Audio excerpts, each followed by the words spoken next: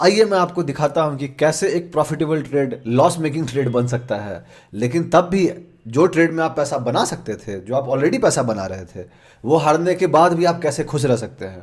तो ये वीडियो में मैं आपको सिखाने जा रहा हूं। ऐसा क्यों है? ऐसा इसलिए है बिकॉज एक ट्रेड मैंने लिया था जिसका नाम था होंसा कंज्यूमर, जिसको आप मामा अर्थ के भी नाम से जानते हैं। उसमें मैंने एंट्री ली थी, फिर वो ट्रेड प्रॉफिट में चला गया। उसके बाद मैंने दोबारा पोजीशन साइजिंग ऐड की, जो मैं पिरामिडिंग करता हूँ ऑन द अपर साइड। लेकिन बाद में वो जो ट्रेड था मेरा, वो लॉस मेकिंग ट्रेड कन्वर्ट हो गया और आज के रेट में वो ट्रेड कुछ और कर रहा है। तो हम उसके बारे में बात करेंगे। आसान भाषा में अगर मैं कहूँ तो ये more of a case study video होगा, जिसमें मैं एक ट्रेड के बारे में डिस्कस करूँगा। जो ट्रेड मैंने खुद लिए हैं, क्यों लिए हैं वो बताऊँगा, कहाँ पे लिए हैं वो बताऊँगा, कहाँ मैंने गलती की है वो बताऊँगा, या गलती की भी है नहीं वो भी बताऊँगा आपको। और उससे आपको क्या सीखने को मिलेगा वो हम सब बात करेंगे इस वीडियो में। तो चलिए फिर इसके बारे में बात करते हैं। ध्यान रहे दो चीज़ का। सबसे पहला, जो ट्रेड मैं लेता हूँ मेरी खुद की थिंकिंग होती है, मेरी खुद की समझ होती है, खुद की नॉलेज होती है, उसके हिसाब से है। लेकिन मैं एक इंसान हूँ, मैं गलती कर सकता हूँ। I am here to make mistakes दोस्त, and so we can learn from it. तो गलती करके सीखना ही इंपॉर्टेंट है। अगर गलती करके हम नहीं सीख रहे हैं तो फिर कोई डिफरेंस नहीं है। तो कुछ लोग, अगर आपको ये लगता है कि नहीं ऐसे कर किया जा सकता था, वैसे किया जा सकता है, ठीक है, आपको लग सकता है। बट ध्यान रखिएगा, जब आप रियल टाइम ट्रेड लेते हैं तो बहुत कुछ काम नहीं करता है, इरिस्पेक्टिव ऑफ मार्केट में आप कितने पुराने हैं नहीं है। That is the goal is to share the mistakes which I have made, या फिर the decisions which I have taken. वो गलत भी हो सकता है कुछ लोगों के हिसाब से, वो सही भी हो सकता है कुछ लोगों के हिसाब से। मेरे से आप पूछिएगा तो I am happy with that कि मैंने किया वैसा। I have got no regrets कि ठीक है, एक प्रॉफिटेबल ट्रेड को मैंने थोड़ा सा लॉस में कन्वर्ट किया, because that is a part of the process. This is what I believe. आपकी समझ कुछ और हो सकती है, सबकी समझ कुछ और हो सकती है। This is the beauty of markets. Market की ब्यूटी ही यही है कि we can agree to disagree on many more things out there. हम एक दूसरे से एग्री भी कर सकते हैं, डिसएग्री भी कर सकते हैं बहुत सारी बातों पर। सो ऐसा नहीं है कि इधर माई वे और हाईवे, ऐसा बिल्कुल भी नहीं है। मेरे केस में तो बिल्कुल भी नहीं है। आई शेयर ऑल दिस ताकि आपको दो तीन चीज़ समझ में आ जाए। पहला, रियल टाइम ट्रेड कैसे होता है वो सीखने को मिले आपको। दूसरा, ट्रांसपेरेंसी बहुत इंपॉर्टेंट है। तीसरा, सिर्फ प्रॉफिट अगर मैं दिखाऊंगा आपको तो आपको कुछ भी सीखने को नहीं मिलेगा। The best way to teach you और the best way you can learn is to learn from the losses of someone else out there. Profit सिखाती है, बिल्कुल सिखाती है, लेकिन लॉस ज़्यादा सिखाता है, राइट। तो मेरा मानना है कि लॉस ज़्यादा सिखाता है, इसलिए मैं लॉसेस के बारे में ज़्यादा बात करना चाहता हूँ in comparison to profits. Because अगर मैं सिर्फ प्रॉफिट के बारे में बात करूंगा दोस्त, तो वो मोर ऑफ अ ब्रैगिंग होगा, जो कि मैं करता नहीं हूँ। और शो ऑफ, मम्मी ने कहा है कि करना भी नहीं चाहिए, तो मैं दूर रहता हूँ उन चीज़ों से। इतना ही सिंपल है। इसीलिए I am humble enough to accept this कि I make many mistakes, I make multiple mistakes. मेरी एक्यूरेसी 45 to 50% के आसपास है, जो मैं हमेशा कहता हूँ। सो आई विल मेक मिस्टेक्स। और जब मार्केट बुरा होता है तो वैसे मार्केट में आप खुद को कैसे बचा सकते हैं, that is the goal where which I need to tell you, right. That is the goal which I have. और वही सिखाने की जरूरत है आपको। सिखाना नहीं, अगर आप मेरे से एक्सपीरियंस्ड है तो आपको क्या ही सिखाऊंगा मैं। अगर आप बहुत नए हैं तभी थोड़ा कोशिश है आपको समझाने की, बताने की। तो चलिए फिर वीडियो को स्टार्ट करते हैं। आप इस वीडियो को पूरा देखिएगा तभी आपको सीखने को मिलेगा। आधा अधूरा देखिएगा तो आप पूरा नहीं सीख पाइएगा, ठीक है। चलिए अब बात करते हैं।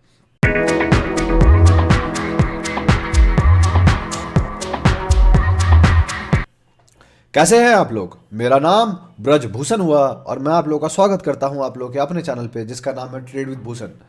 जैसा कि आप जानते हैं कि वीडियो केस स्टडी वीडियो है, और जिस स्टॉक में हम केस स्टडी करने जा रहे हैं इसका नाम होंसा कंज्यूमर्स है, जिसको आप मामा अर्थ के नाम से भी जानते हैं। मामा अर्थ की पेरेंट कंपनी होंसा कंज्यूमर्स है, ठीक है। सो मैं इसमें क्या क्या बात करने जा रहा हूँ? मैं इसमें ये बात करने जा रहा हूँ कि मैंने एंट्री ली कहाँ पे, उसके बाद मैंने पोजीशन ऐड कहाँ किया, वो ट्रेड कितने प्रॉफिट में था, उसके बाद क्या हुआ, और मेरे निकलने के बाद क्या हुआ, ताकि इससे काफ़ी कुछ आपको सीखने को मिलेगा। और जो सबसे बड़ी बात है जो इस पूरे ट्रेड में सीखने को है, इस पूरे वीडियो में सीखने को है, कि कैसे आप अपने लॉस को छोटा रख सकते हैं, क्यों स्टॉप लॉस बहुत इंपॉर्टेंट है, क्यों पोजीशन साइजिंग बहुत इंपॉर्टेंट है। वो मेन पर्सपेक्टिव है सिखाने का। तो ध्यान रखिएगा। आगे बढ़ने से पहले मैं आपको दो चीज़ क्लियर कर देना चाहता हूँ। सबसे पहला, मैं कोई सेबी रजिस्टर्ड नहीं हूँ। जो भी मैं बात कर रहा हूँ इस वीडियो में वो लर्निंग पर्पज़ के लिए है, कोई टीपीआई रिकमेंडेशन नहीं है। इसलिए आप ब्लाइंडली मेरी बात को नहीं मानिएगा। मेक श्योर कीजिएगा कि अपना रिसर्च कर रहे हैं। जो स्टॉक के बारे में बात करने जा रहा हूँ मैं, होंसा कंज्यूमर्स, वो भी एजुकेशनल पर्पज़ के लिए यूज़ किया गया है। मैं इस ट्रेड को लिया हूँ, मैंने खुद से ट्रेड किया है, इसलिए मैं इसके बारे में बात कर रहा हूँ। तो पर्पज़ है सिखाने का। पॉइंट नंबर 2, आपको कोई भी फाइनेंशियल डिसीजन लेने हैं उसके लिए आप अपने फाइनेंशियल एडवाइजर को जरूर डिस्कस करें, बिकॉज वो सही लोग होंगे आपको बताने वाले। हम जैसा इंसान सही लोग नहीं होगा, बिकॉज हमें आपका माइंडसेट नहीं पता, आपको मेरा माइंडसेट नहीं पता, हमें आपका रिस्क नहीं पता, आपको मेरा रिस्क नहीं पता, ठीक है। तो बात करते हैं होंसा कंज्यूमर्स के बारे में। तो अब चलते हैं सीधे चार्ट्स पे और देखते हैं कि क्या हुआ। तो आपके सामने जो चार्ट्स दिख रहा है ये होंसा कंज्यूमर का चार्ट है। होंसा कंज्यूमर मेरे वॉच लिस्ट में यहाँ से था, मैंने थोड़ा रिमाइंड कर दिया है ताकि जहाँ एग्जैक्टली मैंने वहाँ से चार्ट को ले गया हूँ जहाँ से मैंने एंट्री पहले ली थी। तो होंसा कंज्यूमर्स मेरे वॉच लिस्ट में यहीं पे आना चालू हो गया था। यहाँ पे क्यों आया गया था? बिकॉज बहुत सिंपल सी बात है कि एक बहुत अच्छे कंसोलिडेशन में चल रहा था। So it was in very good consolidation, काफ़ी लंबे टाइम से आप अगर देख सकते हैं, और ये एक अच्छे खासे कंसोलिडेशन में चल रहा था। सो मेरे वॉच लिस्ट में होंसा कंज्यूमर्स आ गया था।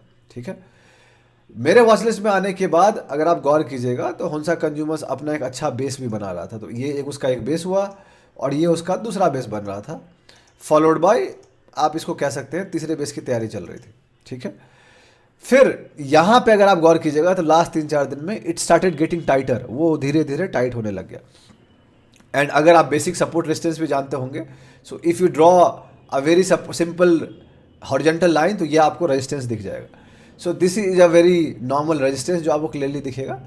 एंड मेरी कोशिश थी कि जैसे ही इस रेजिस्टेंस को ब्रेक करेगा होंसा consumers, I will be happy enough to add it. तो जिस दिन मार्केट में मेरे वॉच लिस्ट में पहले से था, मैं लाइव मार्केट देख रहा था, होंसा कंज्यूमर्स इस कैंडल को बनाया और मेरा जो एक ऑर्डर था पहले से प्लेस था वो 468 के आसपास था। So this was the entry point मेरा 468.10, जहाँ पे पहले से मैंने जीटीटी ऑर्डर डाल दिया था और वो मेरा प्लेस हो गया एंड मेरी बाइंग हो गई। फॉर्चुनेटली उस दिन कैंडल ज़्यादा स्ट्रांग था तो ये 12-13% ऊपर गया, लेकिन क्लोजिंग में ये 11.87% पे क्लोजिंग हुआ। तो मेरी एंट्री से ये ऑलमोस्ट 3-4% ऊपर क्लोज हुआ। अगर आप गौर कीजिएगा तो अगर 468 से लीजिएगा तो आपको पता चलेगा कि 4% के आसपास का ऊपर क्लोजिंग हो गया, विच मीन्स कि मेरी एंट्री सही एंट्री थी। That is what was proven, right.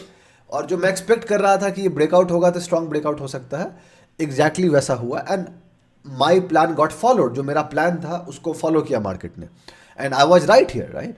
So nothing to brag about it, but जो प्लान था उसको सही एग्जीक्यूट हुआ एंड मार्केट भी अल्टीमेटली क्लोजिंग बढ़िया किया विद गुड वॉल्यूम। ठीक है, लेकिन अगर आपको गौर कीजिएगा तो मुझे ये भी पता था कि एक रेजिस्टेंस उसका और यहाँ पे है जो आपको क्लियरली ये वाला जोन दिख रहा है। तो आई न्यू कि इसको रेजिस्टेंस ब्रेक करना एक बार में आसान नहीं होगा and it will take some time, right. But still I wanted to enter early, तो सो मैं यहाँ पे एंटर कर गया था। अब आगे देखते हैं क्या हुआ। आगे गया, अगले दिन फिर से कोशिश किया बट कुछ ज़्यादा नहीं किया, फिर से कोशिश किया लेकिन नीचे आ गया एंड वी रिटेस्टेड दिस लेवल। जो ब्रेकआउट जोन था मेरे लिए उसको हमने रिटेस्ट किया। ठीक है, and everything was good here, कोई दिक्कत नहीं। जो मैंने एंट्री किया, मेरा एंट्री 468 पे था, तो मेरा जो इनिशियल स्टॉप लॉस था वो यहाँ था, इसके जस्ट नीचे, राइट। इसके जस्ट नीचे मेरा स्टॉप लॉस था और जो मेरा इमरजेंसी स्टॉप लॉस था वो इसके नीचे था। ठीक है, तो दिस वाज द पॉइंट जहाँ पे मैंने सोचा कि इसके नीचे अपना इमरजेंसी स्टॉप लॉस, वो जो कि मैंने यहाँ पे रखा था कहीं 375 के आसपास। ठीक है, ताकि इस जो वीक कैंडल है इसके नीचे अगर इसको ब्रेक कर देंगे तो मेरा इमरजेंसी स्टॉप लॉस होगा। और ये थोड़ा बड़ा था, ध्यान रखिएगा, इतना नहीं कि इतना आसान है। तो 468 पे मेरी एंट्री, मेरा पहला स्टॉप लॉस 413 पे जो कि छोटा था स्टॉप लॉस, लॉजिकली अगर गौर कीजिएगा तो आप, राइट। सो यहाँ से मेरा स्टॉप लॉस ऑलमोस्ट 10% के आसपास था। इमरजेंसी स्टॉप लॉस थोड़ा ज़्यादा बड़ा केस मैंने रखा था ताकि देखने के लिए क्या होता है नहीं होता है। फिर यहाँ पे स्टॉक साइडवेज गया, रिटेस्ट किया, उसके बाद अगले दिन इसके नीचे आया। तो यहाँ पे मुझे लगा कि हो सकता है ये नीचे चला जाएगा and we will see what happens. फिर ऊपर आया एंड देन ये कोशिश करते गया और ये मोर ऑफ अ साइडवेज चला गया। तो ये कैंडल देने के बाद इसने कुछ भी नया नहीं किया और ये प्रॉपर एक साइडवेज चला गया। तो मेरे पास कोई रीजन नहीं था निकलने का एंड आई स्टेड हियर। ठीक है, तो यहाँ पे मैं देख रहा था क्या है। अब जो मेरी सोच थी इस लेवल पे वो ये थी कि अगर वापस से इसके ऊपर आएगा तो I will be happy enough to add another position जो मैं पिरामिड करूँगा, बिकॉज ये एक अच्छे खासे कंसोलिडेशन में चला गया है। And now you can see कि आप ये थोड़ा दिन दिन टाइम बढ़ता जा रहा है। ठीक है, बट ये जो पॉइंट था ये एग्जैक्टली 500 का रेजिस्टेंस था, जो 500 का साइकोलॉजिकल रेजिस्टेंस होता है। तो देन मेरे दिमाग में एक दूसरा थॉट ये भी था कि भाई अगर मैं 500 को ब्रेक करते ही ऐड कर लूँगा, अगर वो ठीक से ब्रेक नहीं किया फिर क्या। सो आई गेव सम स्पेस कि देखते हैं क्या होगा। तो उसके बाद फिर से ये चला, साइडवेज चला और फिर से ये स्ट्रॉन्ग कैंडल आया, आप जो क्लियरली देख सकते हैं। बट अगेन ये फेल हुआ और वापस से अगले 2 दिन में रिजेक्शन आ गया। तो ये तो मुझे बहुत क्लियर हो गया था कि इतना स्ट्रॉन्ग नहीं हो रहा है ये और इसको इतनी आसानी से ऊपर जाने का मौका नहीं मिल रहा। और अगस्त महीने में अगर जाकर देखिएगा तो मार्केट थोड़ी डिफिकल्टी फेस कर रही थी, but still I holded it. And फिर ये अगर आप गौर कीजिएगा तो फिर ये इस कैंडल को बनाया और ये कैंडल चूंकि 8-9% का कैंडल था, इसलिए मैंने यहाँ पे ऐड इसको नहीं किया। क्यों नहीं ऐड किया? बिकॉज ये काफ़ी बड़ा कैंडल था, तो मेरे को लगा कि मेरी एंट्री सही से मिस नहीं हुई है, मेरी एंट्री मिस हो गई है, सो स्टॉप, मैं ऐड नहीं किया। और मुझे लगा कि चलो भाई, जो फाइनली एंट्री यहाँ मिली है वो एक डिसेंट प्रॉफिट में यहाँ पे आ गया है, 8-10% की प्रॉफिट में चला गया। अगले दिन में उसकी कैंडल ठीक बनी एंड फिर वो साइडवेज चला गया। नाउ मेरा प्लान जो अब यहाँ था वो ये था कि चूंकि मैंने यहाँ पे नया पोजीशन ऐड नहीं किया था, तो आई विल ऐड इसके ऊपर, right. This was the plan कि मैं इसके ऊपर ऐड करूँगा, और जब तक यहाँ ऐड करूँगा तब तक जो मेरा 468 वाला जो पोजीशन है वो ऑलमोस्ट 12-15% के प्रॉफिट में आ जाएगा। एंड यहाँ पे अगर आप गौर कीजिएगा तो आपको दिखेगा कि 10 सितंबर को इसने ठीक ठाक क्लोजिंग दिया, and this is where I added another new position here. यहाँ पे मैंने नया पोजीशन ऐड किया ऑलमोस्ट 541 के आसपास, ये जो आपको दिख रहा है यहाँ पे, राइट। तो ये मेरा दूसरा पोजीशन था, ये मेरा पहला पोजीशन था। तो मैं इस पॉइंट पर अपने पहले पोजीशन से 468 से लीजिएगा तो ऑलमोस्ट 16% के प्रॉफिट पे था, राइट। 60% प्रॉफिट, 16%, जो कि कुछ लोगों के लिए प्रॉफिटेबल टारगेट होता है, बट मेरे लिए प्रॉफिटेबल टारगेट नहीं हो के मैंने नया पोजीशन ऐड किया। अब जब मैंने नया पोजीशन ऐड किया तो मेरा जो एवरेज बाइंग प्राइस थी वो कहीं यहाँ पे आ गई थी। आप सिंपल से कैलकुलेट कर लीजिएगा, 468 प्लस 540 और उसको डिवाइड कर दीजिएगा बाई 2 से, तो आपको कहीं यहाँ पे दिख जाएगा उसका स्टॉप, मतलब मीडियम एंट्री प्राइस। तो मेरी एंट्री प्राइस ऑलमोस्ट 495 से लेके 500 के बीच में आ गया था, ठीक है, जो कि नॉर्मली था। तो अब मेरी एंट्री प्राइस यहाँ और मेरी एंट्री प्राइस से थोड़ा सा ऊपर था। आगे क्या हुआ, आगे क्या हुआ वो देखते हैं। आगे अगले ही दिन ये नीचे आया, एंड ट्रस्ट मी, मुझे बहुत ज़्यादा ये फील हुआ कि ये रिजेक्ट होगा और नीचे जाएगा, because market started getting difficult. अगर आपको याद हो तो मार्केट थोड़ा मोड़ा डिफिकल्ट हो रहा था, बट सितंबर में उतना डिफिकल्ट नहीं हुआ था, अक्टूबर में ज़्यादा डिफिकल्ट हुआ। तो मुझे लगा कि चलो थोड़ा और टाइम देते हैं, क्योंकि यहाँ भी टाइम लिया है तो यहाँ भी टाइम ले सकता है, क्या दिक्कत है। और मैं ऑलरेडी प्रॉफिट में था तो मुझे कोई दिक्कत नहीं थी होल्ड करने में। एंड देन अगले दिन ये गैप डाउन हुआ, राइट, जो आप देख रहे हैं 5.39% का। तो मेरा जो ये वाला स्टॉप लॉस था 415 का, इसको एक्सटेंड करके मैं ऊपर ले आया 436 के ऊपर। लेकिन अगर आपको याद हो तो मेरा जो एंट्री पॉइंट था पहला 430 नाम क्या आपका 468 था, लेकिन मेरी एवरेज एंट्री प्राइस 500 पे ऊपर आ गई थी। तो वैसे भी अगर 468 भी आता तो मुझे लॉस होता, सिंपल सा बात है। तो मैं लेकिन इमरजेंसी स्टॉप लॉस को बढ़ा के यहाँ पे कर दिया, इस इमरजेंसी स्टॉप लॉस को हटा दिया, और जो मेरा पहला स्टॉप लॉस था वो मेरा एग्जैक्ट यही एंट्री पॉइंट था जहाँ पे मैंने एंट्री ली थी 468, कि भाई अगर वहाँ भी आ गया, पहले एंट्री से नीचे चली गई तो मैं निकल जाऊँगा, ठीक है। That was my initial thinking. और इमरजेंसी स्टॉप लॉस मैंने रख लिया इसके नीचे, बिकॉज यहाँ से वो बाउंस किया था। अगले दिन आप देखिए इसके नीचे आया, बट मैंने फिर भी इसको टाइम दिया कि भाई रुकते हैं। और अब ये जो मेरा प्रॉफिटेबल ट्रेड था वो यहाँ पे लॉस में कन्वर्ट हो गया। क्यों? मेरी एंट्री प्राइस ऑलमोस्ट 500 के आसपास आ गई थी, और अब जो प्राइस था वो ऑलमोस्ट आप देख सकते हैं 476 के आसपास आ गया था, तो मैं लॉस में चला गया। तो एक प्रॉफिटेबल ट्रेड एवरेज करने के बाद, ऊपर पिरामिड करने के बाद लॉस में चला गया। बट मैंने इसको टाइम दिया देखने के लिए कि क्या बाउंस करता है। अगले दिन कोशिश भी किया बाउंस करने का, एंड फिर वो साइडवेज चला गया। तो मुझे एक उम्मीद आया कि भाई हो सकता है यहाँ से वो ऊपर जाएगा, बट देन ये पूरा साइडवेज जाके ये फिर नीचे चला गया, right. And this is where it went down. तो जो मेरा इनिशियल स्टॉप लॉस था 468 के आसपास, वहाँ मैं नहीं निकल के मैं यहाँ पे कंफर्म निकल गया, because this was my confirm exit, कि भाई इमरजेंसी स्टॉप लॉस मेरा हिट किया, एंड आई एग्जिटेड अराउंड 436। तो जो मेरा प्रॉफिटेबल ट्रेड था 15% का, वो 500 के एंट्री के बाद अगर आप गौर कीजिएगा तो वो मेरा 13-14% का लॉस हुआ, right. This is one of the good losses out there, क्योंकि पिरामिडिंग में लॉस हुआ। बट जब मार्केट डिफिकल्ट होता है तो you have some plans out there, और वहाँ पे आपको फॉलो करनी पड़ती है। कहते हैं ना कि there are 2 things which you need to remember, पहला फॉलो योर प्लान, दूसरा know when to break it. तो मैं अपने प्लान को फॉलो तो कर रहा था, बट जहाँ पे मुझे लॉजिकली अगर आप मेरे से पूछोगे तो मुझे यहाँ पे निकल जाना चाहिए था, इस जगह पे, इस गैप डाउन पे मुझे निकल जाना चाहिए था। तो मेरी एग्जिट 490 के आसपास होनी चाहिए थे। क्यों? बिकॉज ये मुझे बहुत क्लियरली हो गया था कि ये जो मेरा एंट्री है वो सही नहीं है, मतलब मार्केट के हिसाब से सही नहीं है, और 2 दिन back to back enough indication था कि भाई मुझे निकल जाना चाहिए था, और वो इसका लो भी ब्रेक हो गया था। बट मैं नहीं निकला। क्यों? Because I believed in giving more time just so that I can see कि मार्केट कैसे बिहेव करता है। मैं टाइम इसलिए भी दे रहा था, इसलिए नहीं दे रहा था कि मैं इमोशंस में था, नहीं, मेरा रिस्क मैनेज था। मेरे बाकी पोजीशंस हल्के थे, मैं कैश पे था बहुत ज़्यादा, ऑलमोस्ट 50% के आसपास मैं कैश पे था। सो मेरा ओवरऑल रिस्क मैनेज था, तो मुझे कोई दिक्कत नहीं थी कि भाई ठीक है थोड़ा टाइम दे के देखते हैं। बिकॉज ये स्टॉक यहाँ पे काफ़ी स्ट्रांग होल्ड किया था जब मार्केट कमजोर हो रही थी, तो मुझे लगा कि और भी स्ट्रेंथ दिखाएगा, लेकिन वो स्ट्रेंथ नहीं दिखाया। And this is where I took my emergency stop loss and exited it. तो मैं यहाँ पे निकल गया।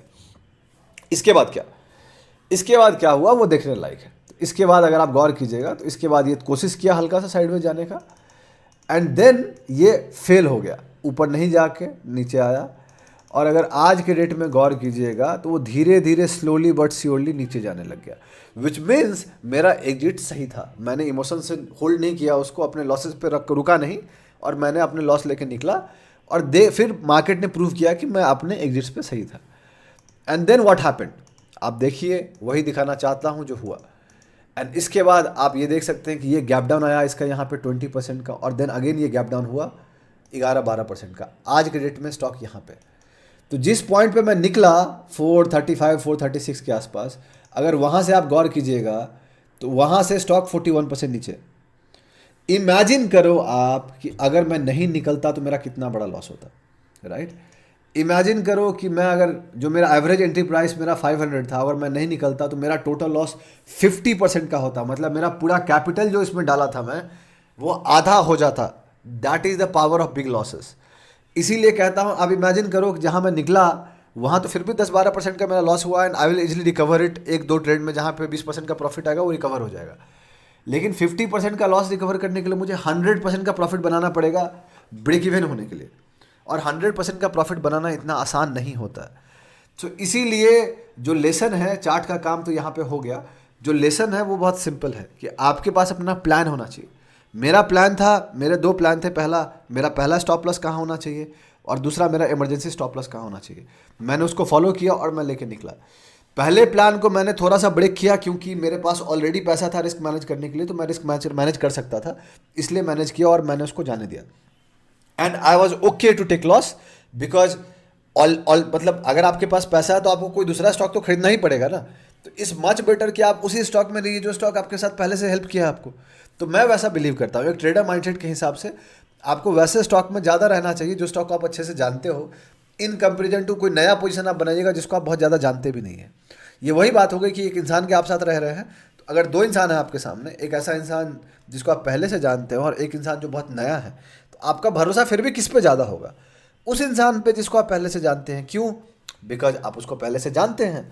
सेम तो मैंने मामा अर्थ, मतलब जो हॉन्सा कंज्यूमर्स है, इसको मैंने थोड़ा सा टाइम इसलिए भी दिया ताकि मुझे देख सकूं कि ओवरऑल मार्केट कैसा बिहेव कर रहा है।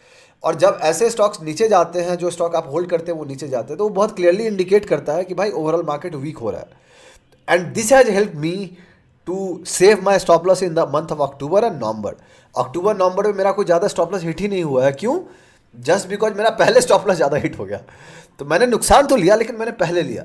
और ये जो टाइम चल रहा है यहाँ पे मेरे मिड टर्म के ट्रेड्स हिट हो रहे हैं। ऑब्वियस है, मिड टर्म में हमने टोटल 4 स्टॉप लॉस ले लिए हैं अभी तक, अगर आप हमें फॉलो कर रहे होंगे तो। मंडे को ही हमने 2 बड़ा स्टॉप लॉस लिया है, राइट। एडवांस एंजाइम का, और दूसरा कौन सा स्टॉक था? दूसरा था, मैं उसका नाम भूल रहा हूँ, राइट। तो 2 स्टॉप हमने लिया है, बॉम्बे डाइंग, राइट। 2 स्टॉक में हमने स्टॉप लॉस लिया है। एडवांस में हमारा लॉस बड़ा हो गया है, उसको रिकवर करने के लिए हमें एक अच्छा प्रॉफिट लगेगा 30-35% का, तब जाके वो लॉस रिकवर हो जाएगा। Same goes for Bombay Dyeing, उसमें भी 25% के प्रॉफिट में वो रिकवर हो जाएगा। So we need 2 good trades to recover that 2 big losses which we have taken it, but that is part of the game, because market ऐसा ही चलता है दोस्त। हम लॉसेस को अवॉइड नहीं कर सकते। सवाल है कि वो जो लॉस हो रहे हैं वो मेरे पोर्टफोलियो पे कितना इम्पैक्ट कर रहे हैं। तो जो मामा अर्थ का भी लॉस था, ये मेरे पोर्टफोलियो पे हार्डली 1.2% टोटल पोर्टफोलियो पे इम्पैक्ट किया, जो कि मैं इजीली रिकवर कर सकता हूँ एक अच्छे ट्रेड से। That is where I said tell you कि आप ये 12-13% पे मत जाओ। आपको सवाल पूछना है कि आपके पूरे पोर्टफोलियो पे वो कितना इम्पैक्ट कर रहा है। मेरे पूरे पोर्टफोलियो पे वो इम्पैक्ट हार्डली ज़्यादा किया नहीं गया, 1.2% के आसपास किया जो नुकसान हुआ है। 1.2% इज इजिली रिकवरेबल अगर करना चाहो तो। लेकिन जो लेसन लर्निंग का वो ये है कि एक ट्रेड जो प्रॉफिटेबल था, जो मुझे 15-16% का प्रॉफिट दे रहा था, उसको और बड़ा प्रॉफिट के चक्कर में, जो कि पार्ट ऑफ द प्रोसेस है, उसमें कोई दिक्कत नहीं है, वो ट्रेड लॉस मेकिंग ट्रेड हो गया एंड वो लॉस थोड़ा और बड़ा हो गया। मैं चाहता तो 490 के आसपास स्टॉप लॉस लेके अपने ट्रेड को ब्रेक इवन पे ऑलमोस्ट क्लोज कर सकता था और मेरा कोई नुकसान नहीं होता। बट अगर मेरा कोई नुकसान नहीं होता तो वो कैश पे आके फिर मैं किसी और न किसी को खरीदता और उसमें स्टॉप लॉस खाता। इस मच बेटर कि मैं इसमें स्टॉप लॉस खाया हूँ, ठीक है। तो यही है चीज़ें जो आपको समझनी है। There is so much to it which goes in mind when you trade the real markets. बहुत आसान है सोशल मीडिया की दुनिया में आके कहना कि यहाँ कर दो, यहाँ बेच दो, बहुत आसान है। नहीं होता ऐसा दोस्त। आसान इतना होता तो सब पैसा बना रहे होते, सब अमीर होते, राइट। रियल ट्रेडिंग पे आओ, रियल पिक्चर पे आओ, रियल लोगों को पहचानो, उनसे सीखने की कोशिश करो अगर वो आपको सिखाते हैं। फेक लोगों से सीख के कुछ नहीं होगा दोस्त, राइट। रियल ट्रेडर बहुत अलग सोचते हैं, अपनी गलतियों को मानते हैं, अपनी गलतियों को एक्सेप्ट करते हैं। उनको गलती एक्सेप्ट करने में कोई शर्मिंदगी नहीं है। मुझे नहीं है, मैं आपके सामने बता रहा हूँ, खुश होकर बता रहा हूँ, right. Because that is how it is. पैसा हारने के बाद भी मेरे चेहरे पे आपको खुशी दिखेगी, आपको मेरे चेहरा उदास नहीं दिखेगा। क्यों? क्योंकि ये पार्ट ऑफ द प्रोसेस है दोस्त। ऐसा कभी नहीं होगा कि बिना पैसा हारे हुए मैं पैसा बना सकता हूँ। It's not going to happen, right. तो अगर आपने यहाँ तक वीडियो देखा है तो अपना फीडबैक दीजिएगा। अगर आपको अच्छा लगा है तो आप लाइक कीजिए वीडियो को, सब्सक्राइब कीजिए चैनल को, सपोर्ट कीजिए हमें, अपने दोस्तों के साथ शेयर कीजिए। उनको कहिए कि भाई इतनी मेहनत से हम आपके सामने वीडियो लेके आते हैं ताकि आपको सीखने को मिले। अगर आप तब भी सपोर्ट नहीं कीजिएगा दोस्त तो इतना मेहनत करके मतलब नहीं है। फिर मैं वही करूँगा जो बाकी दुनिया कर रही है, रातों रात पैसा कैसे बनाए, रातों रात अमीर कैसे बने। तो फिर आप भी बोलोगे कि यार तुम क्या कर रहे हो। इस मच बेटर कि आप ऐसे में सपोर्ट कीजिए, वरना इतनी मेहनत, बहुत ज़्यादा मेहनत लगती है दोस्त। बहुत जल्दी मैं आपसे अगले वीडियो मुलाकात करूंगा। तब तक के लिए अपना ध्यान रखें, अपने घर वालों का ध्यान रखें। चीयर्स।